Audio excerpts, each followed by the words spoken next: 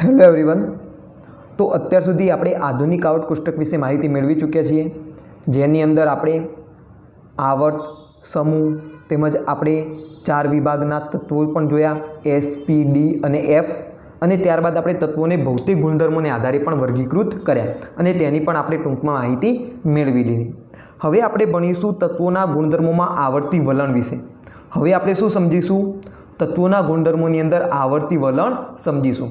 અને આ જ આપણા માટે સૌથી અગત્યનો ટોપિક છે, કારણ કે જો તમને આ ટોપિકની અંદર સારી એવી સમજ પડી જશે તો ઇનઓર્ગેનિક કેમિસ્ટ્રીની અંદર ભવિષ્યમાં કોઈ પણ તકલીફ તમને પડશે નહીં। આવર્તી ગુણધર્મોનો જો તમને ખ્યાલ આવી જશે તો તમે જાતે જ આગાહી કરી શકશો કે કોઈ એક તત્વ બીજા તત્વ સાથે કેવી રીતે જોડાશે, કોઈ એક તત્વ બીજા તત્વ સાથે કેવા પ્રકારના બંધથી જોડાશે, એમના જે સંયોજનો છે એમના ગુણધર્મો કેવા છે, તો આ વગેરેની આપણે આગાહી કરી શકીશું। પરંતુ ક્યારે? કે જ્યારે આપણે આ ટોપિકને સારી રીતે સમજીએ ત્યારે। તો હું તમને બ્રીફમાં ટૂંકમાં કહી દઉં કે આ ટોપિકની અંદર આપણે કોઈ પર્ટિક્યુલર તત્વોના ગુણધર્મો વિશે સમજવાનું નથી, પરંતુ આવર્ત કોષ્ટકમાં આવર્તમાં આપણે ડાબીથી જમણી તરફ જઈએ અથવા તો સમૂહમાં આપણે ઉપરથી નીચેની તરફ જઈએ તો જે ગુણધર્મો હોય, તત્વોના જે ગુણધર્મો હોય, એ ગુણધર્મની અંદર કેવા પ્રકારનો ફેરફાર થાય છે એ આપણે અહીંયા આગળ સમજવાનું છે। ખ્યાલ આવ્યો તમને? આપણે કોઈ તત્વના ભૌતિક અથવા રાસાયણિક ગુણધર્મોનો અહીંયા આગળ અભ્યાસ કરવાનો નથી, પરંતુ જે ગુણધર્મો હોય છે એ ગુણધર્મોની અંદર આવર્ત કોષ્ટકમાં કેવી રીતે ફેરફાર થાય છે એ આપણે અહીંયા આગળ સમજવાનું છે। અને એ જ ઇનઓર્ગેનિકનો પાયાનો સિદ્ધાંત કહી શકાય, એટલે કે એ જ ઇનઓર્ગેનિકનો એક પાયો કહી શકાય।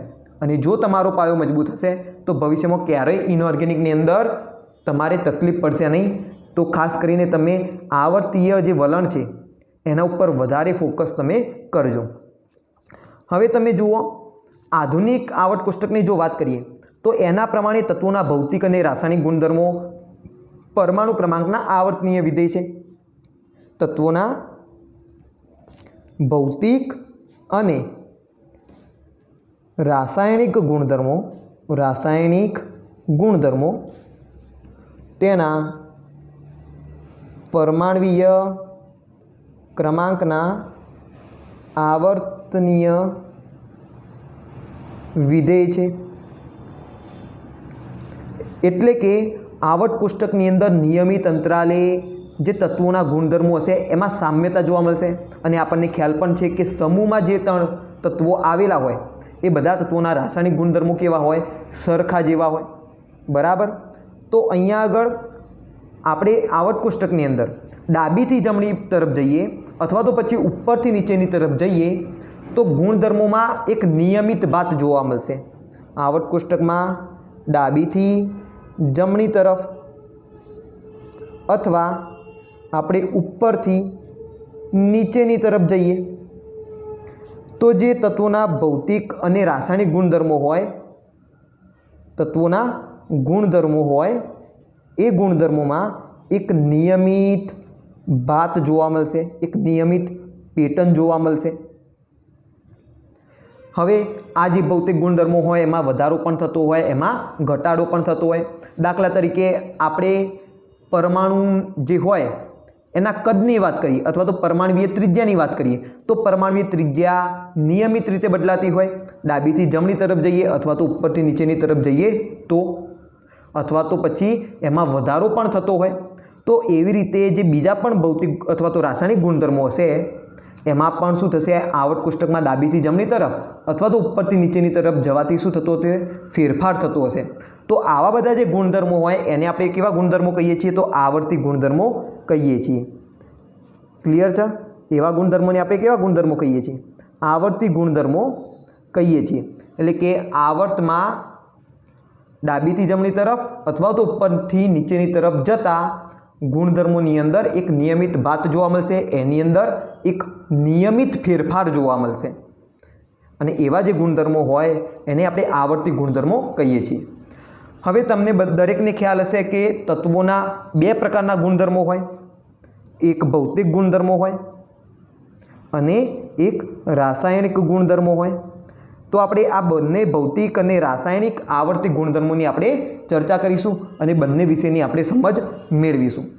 તો આજે આપણે શરૂઆત કરીશું ભૌતિક ગુણધર્મોમાં આવર્તિતાની, જેમાં સૌથી પહેલો આપણે જે ગુણધર્મ જોવાના છીએ એ છે પરમાણ્વીય ત્રિજ્યા।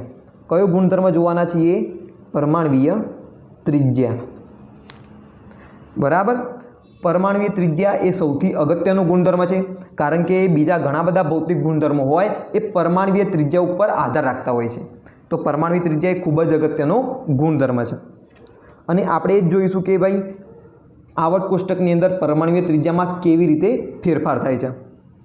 तो परमाणुवीय त्रिज्या एटले शुं? परमाणुवीय कद। परमाणुवीय कद। तो आपणे परमाणुवीय त्रिज्या केवी रीते नक्की करी शकीए? तो परमाणुનું परमाणु केंद्र અને સંયોજકતા કોષ હોય એ બંને વચ્ચેના અંતરને આપણે શું કહી શકીએ? પરમાણુવીય ત્રિજ્યા કહી શકીએ। પરમાણુ કેન્દ્ર અને સંયોજકતા કોષ વચ્ચેના અંતરને આપણે શું કહી શકીએ? પરમાણુવીય ત્રિજ્યા કહી શકીએ। તો આપણે વ્યાખ્યા લખી શકીએ પરમાણુવીય ત્રિજ્યાની કે इलेक्ट्रॉन धरावता संयोजकता कोषनु केंद्र थी अंतर परमाणुवीय त्रिज्या कहेवाय छे। हवे परमाणु त्रिज्या कोने कहेवाय ए आपने ख्याल आवी गयो। तो प्रश्न ए थाय के परमाणु त्रिज्या आपणे तत्वोनी शोधीशुं केवी रीते? तो आपणे परमाणुनी परमाणुवीय त्रिज्या नक्की करी सकता नथी। केम? तो एना केटलाक कारणों छे। परमाणुवीय त्रिज्या आपणे नक्की ना करी सकीए कारण के परमाणुनुं जे कद होय ए खूब ज नानुं होय। आपणे दरेकने खबर छे के परमाणुने आपणे जोई सकीए नहीं, ए खूब ज अतिसूक्ष्म कण छे। लगभग 1.2 एंगस्ट्रॉम जेटલું તેનું કદ હોય છે। બરાબર। આ એપ્રોક્સિમેટલી એક कद आपेलू है और केटलू है 1.2 एंगस्ट्रॉम जेटलू। तो पछी परमाणु आ रेंज में आवतो होय एंगस्ट्रॉमनी रेंज में, तो आपणे एने मापी सकीए नहीं। बराबर। आटलू नानुं कद होवाथी आपणे परमाणुने अलग करी सकीए नहीं। बराबर। तमे कोईपण तत्वनो परमाणु, दाखला तरीके आपणे लोखंडनो टुकड़ो लईए तो लोखंडना टुकड़ामांथी आपणे लोखंडनो एक परमाणु अलग थोड़ी करी सकीए, एने अलग करी सकीए नहीं। अने जो पछी आवो एक अलग आइसोलेट परमाणु ना मेळवी सकीए तो पछी एनुं कद पण आपणे मापी सकीए नहीं।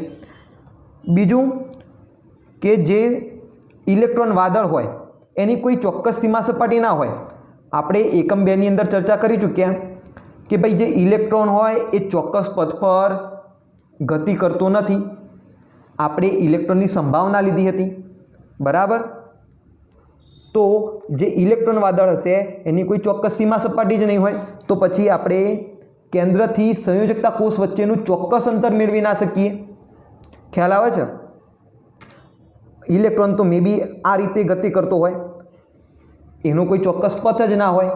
संयोजकता कोष होय एनी कोई चोक्कस सीमा सपाटी ज ना होय, तो पछी आ अंतर पण आपणे चोक्कस चोक्साईथी मेळवी सकीए नहीं। तो आवा बधा जे केटलाक रीजनो छे जेना कारणे आपणे परमाणुवीय त्रिज्या, कोईपण परमाणुनी परमाणुवीय त्रिज्या आपणे चोक्साईथी नक्की करी सकता नथी। एनी चोक्कस त्रिज्या केटली हशे ए आपणे नक्की करी सकता नथी। मुख्य 2 कारणो तमे लखी शको। एक तो कद नानुं छे अने बीजुं के इलेक्ट्रॉननो कोई चोक्कस पथ होतो नथी। इलेक्ट्रॉन ने तरंग स्वरूपे धारेलो छे, तरंग स्वरूपे धारवामां आवेलो छे। तेथी इलेक्ट्रॉन वादळनी कोई चोक्कस सीमा सपाटी नथी अने कद नानुं छे माटे आपणे परमाणुने अलग करी सकता नहीं। कोईपण तमे तत्व लो तो ये तत्वनी अंदर घणा बधा परमाणुओ छे, एक परमाणु नहीं होय। धारो कि हीलियम लईए तो हीलियमना बाजुमां बीजो हीलियमनो परमाणु होय, एकलो हीलियमनो परमाणु तो होय नहीं। ख्याल आवी गयो? तो आ केटलाक रीजन छे जेना कारणे आपणे परमाणु त्रिज्या शोधी ना सकीए। તો અહીંયા પ્રશ્ન થાય કે જો આપણે પરમાણુ ત્રિજ્યા નક્કી કરવી હોય તો કેવી રીતે નક્કી કરી શકીએ? તો એના માટેની પણ એક રીત છે. આપણે પરમાણુની ત્રિજ્યા કોઈ વ્યક્તિગત પરમાણુની અંદર શોધતા નથી, પરંતુ જ્યારે પરમાણુ બંધનમાં હોય ત્યારે આપણે એની પરમાણુ ત્રિજ્યા નક્કી કરીએ છીએ. આપણે પરમાણુય ત્રિજ્યા જ્યારે પરમાણુ બંધનમાં હોય એટલે કે બીજા પરમાણુ સાથે જોડાયેલો, બીજા પરમાણુ સાથે રાસાયણિક બંધથી જોડાયેલો હોય, બીજા પરમાણુ સાથે રાસાયણિક બંધથી જોડાયેલો હોય, અથવા તો આકર્ષણમાં હોય ત્યારે નક્કી કરીએ છીએ, ત્યારે નક્કી કરીએ છીએ. તો બંધનમાં હોય અથવા તો પછી આકર્ષણમાં હોય તેવા કિસ્સાની અંદર આપણે ત્રિજ્યા નક્કી કરીએ છીએ અને એને આધારે આપણે પરમાણુ ત્રિજ્યાના વિવિધ પ્રકારો પાડી શકીએ, જેમ કે સહસંયોજક ત્રિજ્યા, સહસંયોજક ત્રિજ્યા કે જ્યારે પરમાણુઓ સહસંયોજક બંધથી જોડાયેલા છે. બીજું છે ધાત્વીય ત્રિજ્યા કે જેની અંદર ધાત્વીય બંધ હશે. અને ત્રીજું છે વાન ડર વાલ્સ ત્રિજ્યા. તો આજના વિડીયોની અંદર આપણે આ 3 ત્રિજ્યાઓ કવર કરીશું: સહસંયોજક ત્રિજ્યા, ધાત્વીય ત્રિજ્યા અને વાન ડર વાલ્સ ત્રિજ્યા. તો ચલો પહેલી આપણે વાત કરીએ સહસંયોજક ત્રિજ્યાની. સહસંયોજક ત્રિજ્યા તો સ્વાભાવિક છે કે સહસંયોજક બંધની અંદર આપણે સહસંયોજક ત્રિજ્યા નક્કી કરીશું. સહસંયોજક બંધની રચના ક્યારે થાય? તો ધોરણ 10ની અંદર તમે ભણી ગયા છો કે જ્યારે પરમાણુ ઇલેક્ટ્રોનની ભાગીદારી કરે, એક પરમાણુ એક ઇલેક્ટ્રોન આપશે, સામેવાળો એક પરમાણુ બીજો ઇલેક્ટ્રોન આપશે, બંને એક એક ઇલેક્ટ્રોનની ભાગીદારી કરશે અને એક બંધનું નિર્માણ થશે. તો આવું તમે ભણી ગયા છો. માની લો કે પરમાણુ પી છે અને એક બીજો પરમાણુ પી છે, બંને પી પરમાણુઓ છે અને એ બંને શું કરે છે? ઇલેક્ટ્રોનની ભાગીદારી કરે છે અને સહસંયોજક બંધની રચના કરે છે. તો આ બે પી પરમાણુ વચ્ચેના કેન્દ્રના અંતરના અડધા અંતરને આપણે શું કહી શકીએ? સહસંયોજક ત્રિજ્યા કહી શકીએ. સહસંયોજક ત્રિજ્યા કહી શકીએ. બરાબર. આપણે શું કરીશું? બે પરમાણુઓ લઈશું. એ બે પરમાણુઓ એકબીજા સાથે સહસંયોજક બંધથી જોડાયેલા છે. એમના વચ્ચેના જે બે પરમાણુઓ છે એ બે પરમાણુઓના પરમાણુય કેન્દ્રને આપણે આ બે જે પરમાણુઓ હોય એ બે પરમાણુઓના પરમાણુય કેન્દ્ર વચ્ચેનું જે અંતર છે એ આપણે નક્કી કરી લઈશું અને એના અડધા અંતરને આપણે શું કહી દઈશું? સહસંયોજક ત્રિજ્યા. બરાબર. તો આ અંતરને આપણે શું કહી શકીએ? તો આંતરકેન્દ્રીય અંતર કહી શકીએ. આંતરકેન્દ્રીય અંતર ડી. તો આ જે આંતરકેન્દ્રીય અંતર છે એનું અડધું અંતર એટલે થઈ જશે સહસંયોજક ત્રિજ્યા. ઘણીવાર આપણે આને બંધ લંબાઈ પણ કહેતા હોઈએ છીએ. બરાબર. આ બે પરમાણુઓ વચ્ચે જે બંધ રચાયો એ બંધની લંબાઈ એટલે કે બંધ લંબાઈ. તો ક્યારેક આપણે આને બંધ લંબાઈ પણ કહીએ છીએ. તો બંધ લંબાઈનું અડધું માપ એટલે કે સહસંયોજક ત્રિજ્યા. ખ્યાલ આવી ગયો? તો અહીંયા આગળ બે પી પરમાણુ હતા જેમને સહસંયોજક બંધ રચ્યો હતો. એ બંને પી પરમાણુઓના પરમાણુય કેન્દ્ર વચ્ચેના અંતરના અડધા અંતરને આપણે કહીશું સહસંયોજક ત્રિજ્યા. તો આપણે એની વ્યાખ્યા લખી શકીએ કે અણુઓના એક જ તત્વના બે પરમાણુઓના કેન્દ્રો વચ્ચેના અંતરના અડધા અંતરને સહસંયોજક ત્રિજ્યા કહે છે. અણુઓના એક જ તત્વના બે પરમાણુઓના કેન્દ્ર વચ્ચેના અંતરના અડધા અંતરને આપણે કહીશું સહસંયોજક ત્રિજ્યા. તો ખાસ ધ્યાન રાખવાનું, આપણે અહીંયા આગળ કેવા અણુઓ લઈશું? તો કે જેની અંદર બે પરમાણુઓ હોય, બે સમાન પરમાણુઓ હોય એવા અહીંયા આગળ આપણે અણુઓ લઈશું. ક્લિયર છે? તો આ વસ્તુ તમે ખાસ ધ્યાન રાખજો. ચલો એક્ઝામ્પલની વાત કરીએ તો બે Cl પરમાણુઓ જે હોય, આ છે Cl પરમાણુ અને આ એક છે બીજો Cl પરમાણુ. તો બે Cl પરમાણુ જ્યારે સહસંયોજક બંધથી જોડાયેલા હોય તો એમનું જે બંધ અંતર હોય છે એ હોય છે 198 પિકોમીટર। તો આ 198 પિકોમીટરનું અડધું કરી દો તમે તો તમને મળી જશે 99 પિકોમીટર। તો એ થઈ જશે ક્લોરીનની સહસંયોજક ત્રિજ્યા। જ્યારે ક્લોરીન સહસંયોજક બંધથી જોડાયેલું હોય તો બંધ અંતર કેટલું હોય, બંધ લંબાઈ કેટલી હોય, 198 પિકોમીટર। તો પછી એનું અડધું કરી દો તો તમને મળી જશે સહસંયોજક ત્રિજ્યા કેટલી, 99 પિકોમીટર। તો Cl2 માં બંધ લંબાઈ 198 પિકોમીટર છે। તેથી ક્લોરીનની સહસંયોજક ત્રિજ્યા 99 પિકોમીટર થશે। ક્લિયર છે? તો આ રીતે તમે શું શોધી શકો, સહસંયોજક ત્રિજ્યા શોધી શકો ક્યારેક, જ્યારે સહસંયોજક બંધ નિર્માણ પામેલો હોય ત્યારે। તો અહીંયા આગળ આપણે એવી સહસંયોજક ત્રિજ્યા શોધી કે જેની અંદર માત્ર 2 પરમાણુઓ એટલે કે 2 એક જ તત્વના પરમાણુઓ અણુની અંદર હાજર હોય। ક્લિયર છે વાત? ડાયએટોમિક આપણે ડાયએટોમિક મોલિક્યુલની વાત કરી કે જેની અંદર બંને સમાન તત્વો હતા, જેમ કે Cl2, એના પછી આપણે લઈ શકીએ F2, પછી Br2, પછી N2 લઈ શકીએ, એવી રીતે O2 લઈ શકીએ। ક્લિયર છે? કે જેની અંદર 2 પરમાણુઓ હોય ને બંને એક જ તત્વના હોય, એવા ઉદાહરણની અહીંયા આગળ આપણે ચર્ચા કરી છે હાલ। ચલો આગળ આપણે વાત કરીએ ધાત્વીય ત્રિજ્યાની। ધાત્વીય ત્રિજ્યા તો સ્વાભાવિક વસ્તુ છે કે ધાતુઓની અંદર ધાત્વીય બંધનું નિર્માણ થશે અને એની અંદર આપણે જે ત્રિજ્યા નક્કી કરીશું એ હશે ધાત્વીય ત્રિજ્યા। તો ધાત્વીય ત્રિજ્યાની આગળ આપણે ચર્ચા કરીએ એના પહેલાં સમજી લઈએ કે ધાત્વીય જે સ્ફટિક હોય એની રચના કેવી રીતે થયેલી હોય, જે ધાતુ હોય એ ધાતુની અંદર ઘટક કણો કેવી રીતે ગોઠવાયેલા હોય એની ટૂંકમાં આપણે થોડી માહિતી મેળવી લઈએ। તો આપણને દરેકને ખ્યાલ છે કે ધાતુ હોય ઘન અવસ્થાની અંદર હોય અને ઘન અવસ્થાની અંદર ઘટક કણો એકબીજાની ખૂબ જ પાસે એકબીજાને અડકીને ગોઠવાયેલા હોય, જેમ કે આ રીતે, બરાબર। હવે ધાત્વીય જે સ્ફટિક હોય એની અંદર આ જે પરમાણુ હોય એને કર્નેલ નામ આપવામાં આવે છે। શું નામ આપવામાં આવે છે? કર્નેલ નામ આપવામાં આવે છે। તો કર્નેલનો શું મતલબ થાય? તો કર્નેલ એટલે કે પરમાણ્વીય કેન્દ્ર અને અંદરના ઇલેક્ટ્રોન, પરમાણ્વીય કેન્દ્ર વત્તા અંદરના ઇલેક્ટ્રોન, એને શું કહેવામાં આવે છે? કર્નેલ કહેવામાં આવે છે। તો પરમાણુનો એવો ભાગ કે જેની અંદર પરમાણ્વીય કેન્દ્ર અને અંદરના ઇલેક્ટ્રોનનો સમાવેશ થાય છે તેને કર્નેલ કહે છે। તો બાકી કયો ભાગ રહી ગયો? સંયોજકતા ઇલેક્ટ્રોન।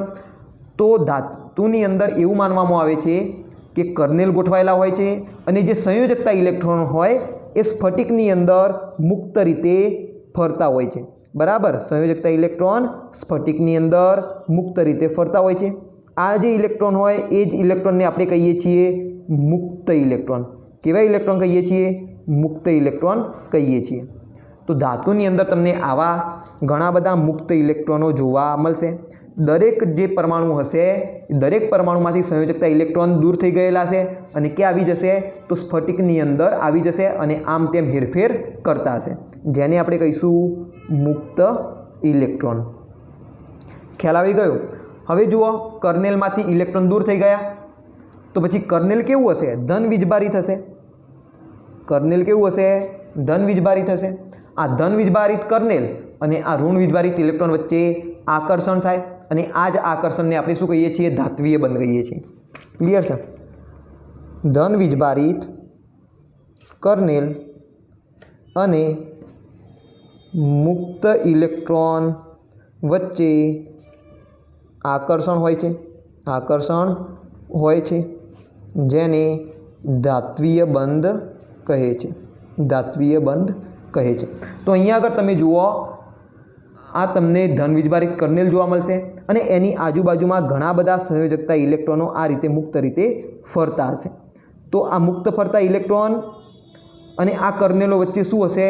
આકર્ષણ બળ હશે, જેને આપણે કહીશું ધાત્વીય બંધ। તો તમને કંઈક એવું પણ લાગતું હશે કે આ ઇલેક્ટ્રોનનો એક સમુદ્ર છે અને એ સમુદ્રની અંદર આવા કર્નેલ ગોળાઓ સ્વરૂપે ગોઠવાયેલા છે। તો આ જે મોડલ છે એને ઇલેક્ટ્રોન સમુદ્ર નમૂનો પણ કહેવામાં આવે છે। ઇલેક્ટ્રોન સમુદ્ર નમૂનો. તો આ પણ તમે નામ યાદ રાખી શકો છો. ધાત્વીય બંધ કેવી રીતે રચાય છે એને સમજવા માટેની આ એક થિયરી છે જેને આપણે કહીએ છીએ ઇલેક્ટ્રોન સમુદ્ર નમૂનો. બરાબર. તો હવે જુઓ, ધાતુની અંદર જે પાસેના બે પરમાણુઓ છે એ પાસેના બે પરમાણુઓ વચ્ચેના અંતરને, એટલે કે પાસેના બે પરમાણુઓ કેન્દ્ર વચ્ચેના અંતરને આપણે કહીશું બંધ લંબાઈ અને એના અડધા અંતરને આપણે કહીશું ધાત્વીય ત્રિજ્યા. ખ્યાલ આવી ગયો? તો ધાતુની અંદર ધાત્વીય ત્રિજ્યા આપણે કેવી રીતના શોધીશું? તો એક્સરે પદ્ધતિથી આ જે કર્નેલ હોય પાસેના બે કર્નેલ વચ્ચેનું અંતર શોધીશું અને એ અંતરનું આપણે કરી દઈશું અડધું અંતર, તો આપણને મળી જશે ધાત્વીય ત્રિજ્યા. ચલો, તો ધાત્વીય ત્રિજ્યાની આપણે વ્યાખ્યા લખી શકીએ કે ધાતુ સ્ફટિકમાં પાસેના બે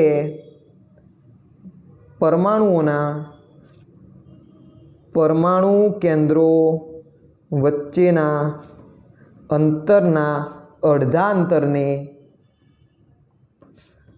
ધાત્વીય ત્રિજ્યા કહે છે. ઉદાહરણ તરીકે આપણે લઈ શકીએ કોપરનો સ્ફટિક કે જેની અંદર બે કોપરના પરમાણુઓ, હવે તમે સમજી ગયા છો કે અહીંયા આગળ શું હશે? કર્નેલ હશે, તો તમે કર્નેલ પણ કહી શકો. તો આ બે જે કોપરના પરમાણુઓ હોય એકબીજાને ટચ થયેલા છે, અડકેલા છે. એમના પરમાણવીય કેન્દ્ર વચ્ચેનું અંતર એટલે કે આંતરાણવીય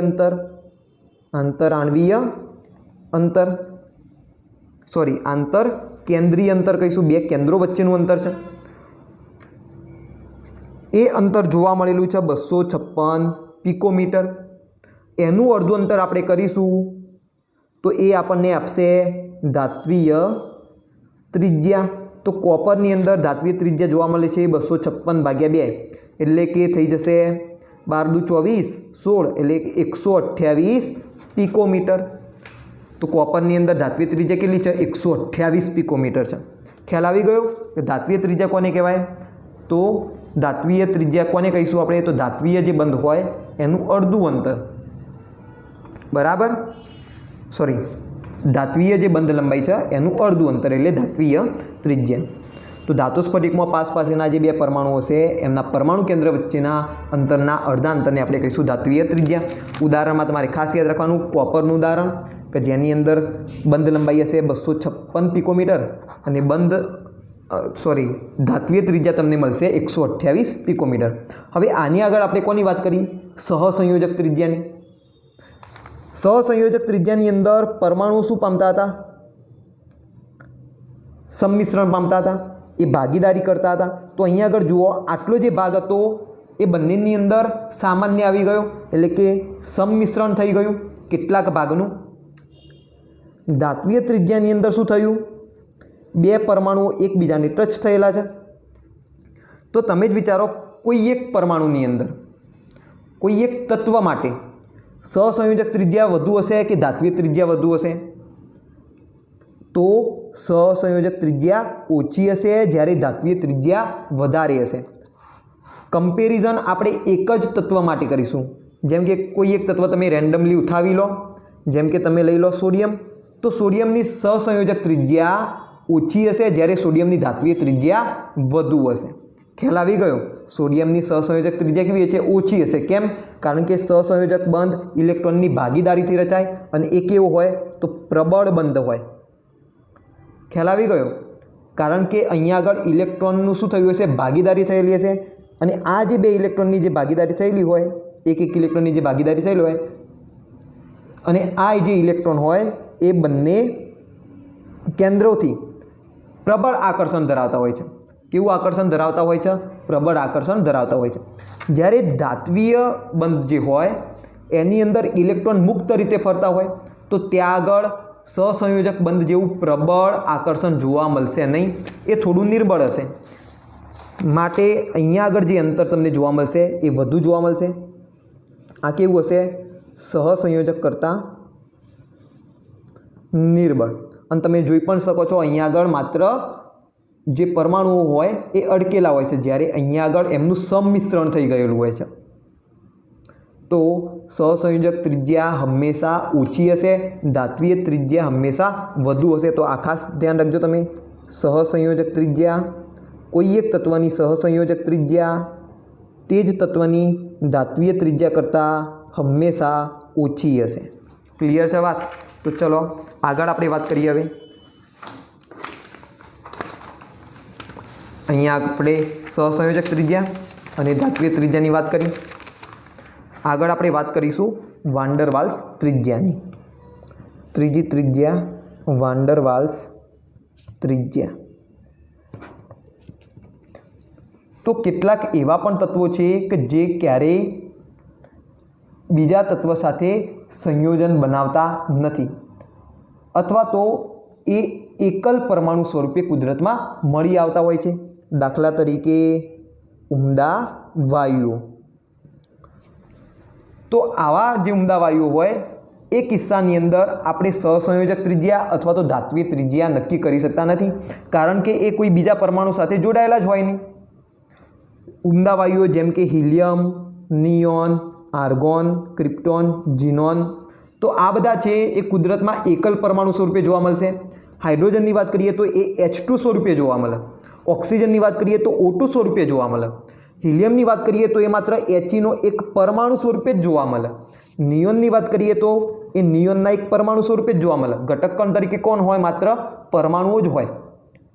વળી ઉમદા વાયુઓ કેવા હોય? નિષ્ક્રિય હોય, એ બીજા સાથે સંયોજાશે નહીં।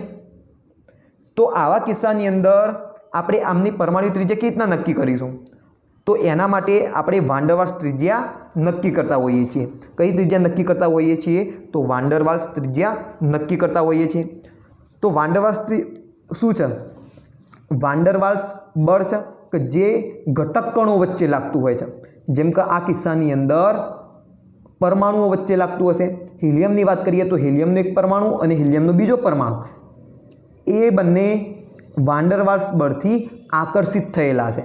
એમની વચ્ચે નિર્બળ વાન ડર વાલ્સ બળ લાગતું હશે। તો કેટલાક પરમાણુઓ બીજા સાથે બંધન કરતા નથી, તેઓ કુદરતમાં એકલ પરમાણુ સ્વરૂપે મળી આવે છે। એકલ પરમાણુ સ્વરૂપે મળી આવે છે। આવા કિસ્સામાં વાન ડર વાલ્સ ત્રિજ્યા નક્કી કરવામાં આવે છે। બરાબર? તો અત્યાર સુધી તમે ઘણીવાર શબ્દ વાપરેલો હશે આંતર આણ્વીય આકર્ષણ બળ। કેવો શબ્દ વાપર્યો હશે? આંતર આણ્વીય આકર્ષણ બળ શબ્દ સાંભળેલો હશે કે ભાઈ ઘન પદાર્થો વચ્ચે આંતર આણ્વીય આકર્ષણ બળ ખૂબ જ પ્રબળ હોય, માટે એ ઘન અવસ્થાની અંદર હોય, પ્રવાહીની અંદર નિર્બળ હોય અને વાયુની અંદર ખૂબ જ નિર્બળ હોય, એવું તમે શબ્દ સાંભળેલો હશે। તો આ જે વાન ડર વાલ્સ બળ છે, વાન ડર વાલ્સ બળ એ પણ એક પ્રકારનું આંતર આણ્વીય આકર્ષણ બળ જ છે। બીજા પણ આંતર આણ્વીય આકર્ષણ બળ હોય છે, બરાબર? અને એમાંનું એક શું છે? વાન ડર વાલ્સ બળ। તો વાન ડર વાલ્સ બળ એ ખૂબ જ નિર્બળ હોય છે, જે અણુઓ વચ્ચે લાગતું હોય છે। અણુઓ અથવા તો પરમાણુઓ વચ્ચે લાગતું હોય છે। તો અહીંયા આગળ તમે ખાસ સમજો કે વાન ડર વાલ્સ બળ કોઈ બંધ નથી। જેવી રીતે ધાત્વીય બંધ, સહસંયોજક બંધ, એવી રીતે વાન ડર વાલ્સ કોઈ બળ નથી, પરંતુ એક આકર્ષણ છે। ઉદાહરણ તરીકે આપણે લઈએ ક્લોરીન। કોને લઈએ? ક્લોરીનને લઈએ। તો ક્લોરીનનો જો હું અણુ દોરું તો ક્લોરીનના અણુની અંદર શું હશે? ક્લોરીનનો એક પરમાણુ અને ક્લોરીનનો બીજો પરમાણુ એ સંમિશ્રિત થયેલા છે। એ સહસંયોજક બંધથી જોડાયેલા છે। આ કયો બંધ છે? સહસંયોજક બંધ।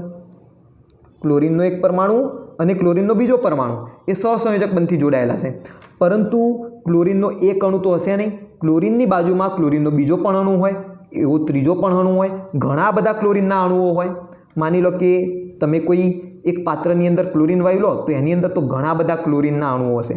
તો માની લો કે આ તરફ છે ક્લોરીનનો એક બીજો અણુ, તો એમાં પણ તમને આ પ્રકારે સહસંયોજક બંધ જોવા મળશે. તો ક્લોરીનનો એક અણુ અને ક્લોરીનનો બીજો અણુ, પરમાણુની વાત હું નથી કરતો, હું વાત કરું છું અણુની. આ કહેવાય અણુ અને આ એકલો કહેવાય પરમાણુ. તો ક્લોરીનનો એક અણુ અને ક્લોરીનનો બીજો અણુ એકબીજા પ્રત્યે આકર્ષણ ધરાવતા હોય છે અને એ જે આકર્ષણ છે એને કહેવામાં આવે છે નિર્બળ વાન્ડર વાલ્સ બળ. ક્લિયર છે? આ જે આકર્ષણ છે એ અણુ અણુ વચ્ચે છે, માટે આપણે એને કહીએ છીએ આંતર આણ્વીય આકર્ષણ બળ.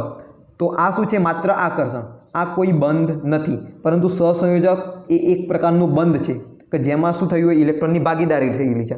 અને આ માત્ર શું છે? એક અસર છે, આકર્ષણની અસર. ખ્યાલ આવી ગયો? તો આ તમારે ખાસ ધ્યાન રાખવાનું છે કે ભાઈ વાન ડર વાલ્સ બળ શું છે અને ભાઈ ધાત્વીય ત્રિજ્યા અને ધાત્વીય બંધ અને સહસંયોજક બંધ શું છે. આ બંનેનો તફાવત તમને ખાસ ક્લિયર હોવો જોઈએ કે ભાઈ બંધ કોને કહેવાય અને આકર્ષણ કોને કહેવાય. ખ્યાલ આવી ગયો? તો આપણે ક્લોરીનને શું કરીએ? ઘન અવસ્થાની અંદર લાવી દઈએ, કારણ કે વાયુ અવસ્થાની અંદર તો ક્લોરીનના અણુઓ ખૂબ જ દૂર દૂર હશે. તો એવા કિસ્સામાં તો આપણે વાન ડર વાલ્સ ત્રિજ્યા નક્કી કરી શકીએ નહીં. તો આપણે શું કરીશું? એને પ્રેશરાઇઝ કરીને, એટલે કે એના ઉપર દબાણ લગાવી અને તાપમાન ઘટાડીને ઘન અવસ્થાની અંદર લાવી દઈશું. તો ઘન અવસ્થાની અંદર ક્લોરીનના અણુઓ જેટલા નજીક આવી શકતા હોય એટલા નજીક આવી જશે. આનાથી વધુ હવે નજીક આવશે નહીં. બરાબર? આટલા નજીક આવી ગયા તો એ દરમિયાન આ બે પરમાણુ વચ્ચેના આ બે પરમાણુ કેન્દ્ર વચ્ચેનું જે અંતર છે એના અડધા અંતરને આપણે કહીશું વાન ડર વાલ્સ ત્રિજ્યા, અને આ જે અંતર છે એને આપણે કહીશું આંતર કેન્દ્રીય અંતર. બરાબર? તો ઘન અવસ્થાની અંદર ક્લોરીનના બે અણુને આપણે જેટલા નજીક લાવી શકતા હોય એટલા નજીક લાવીશું, એટલા નજીક એ આવી જશે. અને એ દરમિયાન આપણે બે પરમાણુ કેન્દ્રો વચ્ચેના અંતરને માપીશું. અને એ બે પરમાણુ કેન્દ્રો વચ્ચેનું અંતર શું થશે? આપણી માટે આંતરકેન્દ્રીય અંતર થશે. એનું અડધું અંતર આપણી માટે થશે વાન ડર વાલ્સ ત્રિજ્યા. તો ક્લિયર છે આટલો કન્સેપ્ટ? વાન ડર વાલ્સ ત્રિજ્યા આપણે કેવી રીતના નક્કી કરીશું? તો કોઈ પણ પરમાણુ હોય, કોઈ પણ તત્વ હોય એને આપણે ઘન અવસ્થાની અંદર લાવીશું, અને ઘન અવસ્થાની અંદર એમના અણુઓ એકબીજાની જેટલી નજીક આવતા હશે એટલા નજીક આવી જશે. એ દરમિયાન એમના પરમાણુ કેન્દ્રો વચ્ચેનું અંતર આંતરકેન્દ્રીય અંતર કહેવાશે અને એનું અડધું અંતર કહેવાશે વાન ડર વાલ્સ ત્રિજ્યા. ખ્યાલ આવી ગયો? તો વ્યાખ્યા આપણે લખી શકીએ કે બે અબંધિત, કારણ કે જુઓ અહીંયા આગળ બંધન પામેલા નથી અણુઓ, માત્ર એક પ્રકારનું આકર્ષણ જ છે. એટલે કે જ્યારે બંધન ના હોય એવા સમયે આપણે વાન ડર વાલ્સ ત્રિજ્યા અપનાવીશું. ખ્યાલ આવી ગયો? વાન ડર વાલ્સ ત્રિજ્યા ક્યારે નક્કી કરીશું? કે જ્યારે બંધથી જોડાયેલા ના હોય ત્યારે.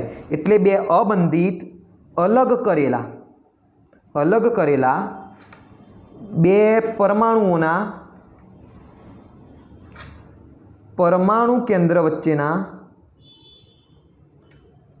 અંતરના અડધા મૂલ્યને અથવા તો અડધા અંતરને વાન ડર વાલ્સ ત્રિજ્યા કહે છે.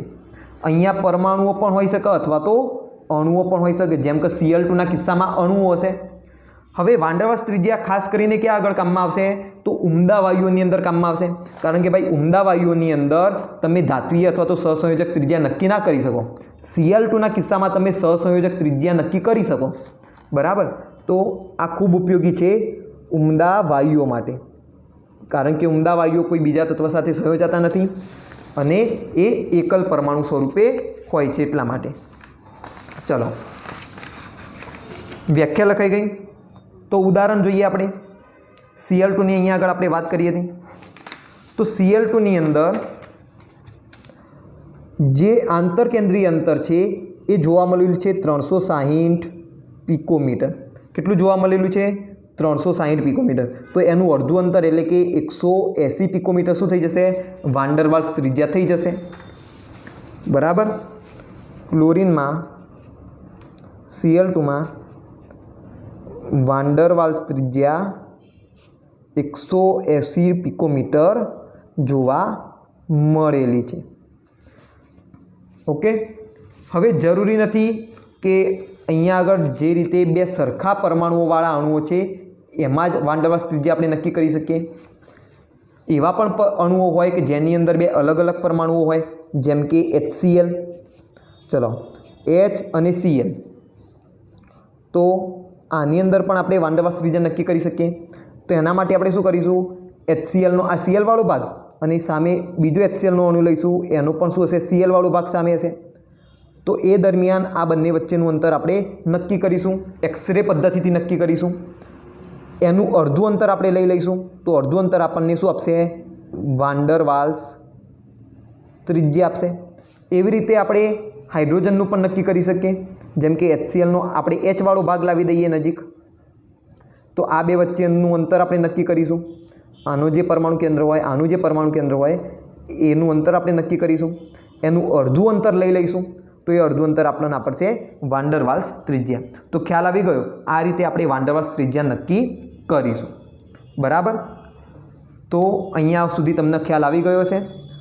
હવે આપણે 3 ત્રિજ્યાઓ ભણ્યા, સહસંયોજક ત્રિજ્યા, ધાત્વિય ત્રિજ્યા અને વાન ડર વાલ્સ ત્રિજ્યા. તો કોઈ એક પરમાણુની સહસંયોજક ત્રિજ્યા, ધાત્વિય ત્રિજ્યા કે પછી વાન ડર વાલ્સ ત્રિજ્યામાંની કઈ ત્રિજ્યા સૌથી વધુ હશે અને કઈ ત્રિજ્યા સૌથી ઓછી હશે, તો એ તમે જાતે વિચારો. તો જુઓ અહીંયા આગળ સહસંયોજક ત્રિજ્યાની અંદર ઓવરલેપિંગ થતું હતું, સંમિશ્રણ થતું હતું. બરાબર, કેટલોક ભાગ તો સામાન્ય આવી જતો હતો. ધાત્વિય ત્રિજ્યાની અંદર બે પરમાણુઓ પાસે ગોઠવાયેલા હતા, જ્યારે વાન ડર વાલ્સ ત્રિજ્યાની અંદર જે પરમાણુઓ હોય એકબીજાથી કેટલાક અંતરે ગોઠવાયેલા છે. બરાબર, કારણ કે એમાં બંધન થયેલું હોતું નથી. તો તમે જ વિચારો કે આમાંથી કઈ ત્રિજ્યા સૌથી મોટી હશે અને કઈ ત્રિજ્યા સૌથી નાની હશે. તો સ્વાભાવિક વસ્તુ છે, સહસંયોજક ત્રિજ્યા સૌથી નાની હશે, જ્યારે વાન ડર વાલ્સ ત્રિજ્યા સૌથી મોટી હશે.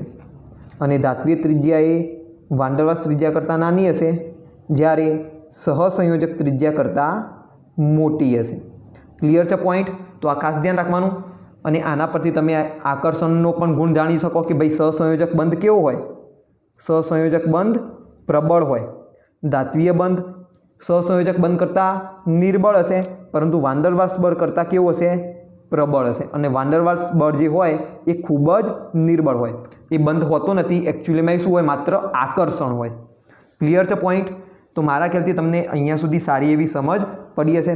જો હજુ કોઈ ક્વેરી હોય ત્રણેય બંધની અંદર, સહસંયોજક બંધ, ધાત્વિય બંધ અને વાન ડર વાલ્સ બળની અંદર, તો એ તમે કમેન્ટ બોક્સની અંદર મને જણાવી શકો છો. તો નેક્સ્ટ વિડીયોની અંદર આપણે એને કવર સાથે સાથે કરી લઈશું. તમારી જે પણ ક્વેરી હશે એનું પણ આપણે સોલ્યુશન નેક્સ્ટ વિડીયોની અંદર લાવી દઈશું. તો નેક્સ્ટ વિડીયોની અંદર આપણે શું જોઈશું, આ જે ત્રણેય ત્રિજ્યાઓ હોય, હવે સ્વાભાવિક રીતે આપણે ત્રણેય માટે એક જ કોમન શબ્દ વાપરીશું, પરમાણ્વીય ત્રિજ્યા. તો નેક્સ્ટ વિડીયોની અંદર આપણે પરમાણ્વીય ત્રિજ્યામાં આવર્તીય વલણ જોઈશું. એટલે કે ભાઈ આવર્તમાં ડાબીથી જમણી તરફ જઈએ તો પરમાણ્વીય ત્રિજ્યા વધે છે કે ઘટે છે, સમૂહમાં ઉપરથી નીચે જઈએ તો પરમાણ્વીય ત્રિજ્યા વધે છે કે ઘટે છે, એના વિશેની આપણે ચર્ચા કરીશું. ખ્યાલ આવી ગયો? ત્યાં સુધી આ વિડીયોની અંદર માત્ર આટલું જ.